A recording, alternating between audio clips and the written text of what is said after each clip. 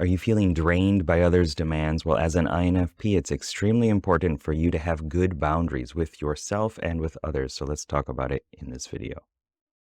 What's up, legend? It's Sherman here from Geek Psychology, where I help INFPs to live a more fulfilling life through personality type and self-understanding.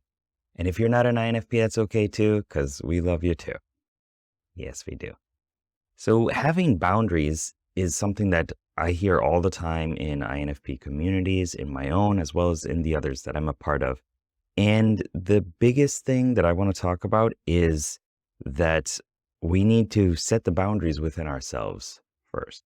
But before we talk about that, we need to talk about why these are difficulties for us. As feelers, we tend to make decisions that are related to other people, that are focused on the values and harmony within groups and within individuals. And specifically as INFPs, we want to make sure that the decisions that we make are aligned with us and our identity. And we assume naturally that everybody does the same stuff that we do, although we know that they don't. You know that people don't think and feel and act in the same way as you. And yet we just assume that is the natural way that other people see the world and interact with it. Something was brought up recently on the Discord channel about the golden rule and doing to others as you would have them do unto you. But actually the platinum rule, I like it a lot better. And you might have heard this before, but do unto others as they would want to have done to them. Because we're all different. And this ties into boundaries because we assume that people are thinking and feeling and doing this deep sifting process through their identity when they make decisions, and they're not. And we are.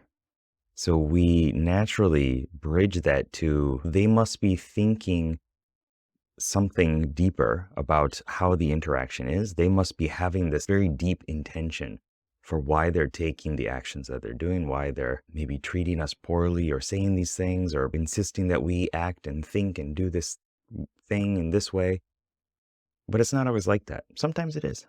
Most of the time, it's not. So being able to detach from that perspective and knowing that people do things in different ways. It's not right, it's not wrong, good or bad. They just have different personality types. So use that to have a little bit more space for them and for yourself too. Know that you are not the one that has to assert yourself in all these situations. You're not the one that has to change necessarily, but yes, you are a part of that system that is bringing about the emergent behavior that the other person is responding to. And I know that might sound weird. I know that might sound like I'm digging into you about this, but you are a part of a system of the interaction, right? You are one node within that interaction. And if you change your response or your actions, your behaviors, your thoughts and beliefs, the metaphor that you live by, that's going to impact that system. And it has to change because something has changed within it. So the best thing that I believe that INFPs can do for having better boundaries is to have better boundaries with yourself first. Make sure that you are not treating yourself poorly. A lot of times I have clients that in one of the first conversations that we have, it's like, I hate that part of myself that is so emotional or so weak, that doesn't actually just take the actions. Or I hate that I scroll through YouTube shorts all the time. I hate that I can't do this stuff that I say I want to do, that I'm not motivated. If you hate part of yourself, then one, you're giving other people the permission to hate that too. And two, you're not living holistically developed. You're not taking all these parts into account and caring for the parts of yourself that have been baited, as Gordon Emerson calls them from resource therapy, baited with rejection and fear, trauma, confusion. So make sure you take care of yourself. Make sure you have a better relationship with yourself. You know that it's not okay to say that stuff to you, that it's not okay to act in this way. You have internal reasons for why these behaviors are coming out, why you escape and distract yourself from doing the stuff that you feel is important. You're doing that because there's some underlying issue with anxiety or rejection or fear, anger, sadness, trauma, whatever it is. So make sure you take care of yourself first, and that will naturally emerge into you taking the steps that are going to assert your boundaries more. And also, other people won't be able to respond in the same way as they did before because you are becoming a different person. They no longer have the permission to do that, to act in that way. And I know we shouldn't have to go through this conversation, but we do.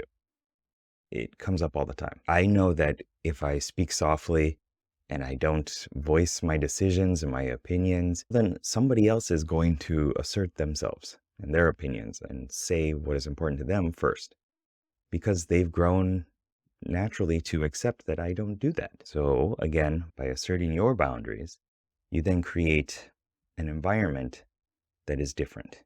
And that environment has different actions attached to it, different things that are allowed and not allowed, different beliefs about what is okay and not okay. And the identity, the emergent identity of the whole relationship is different.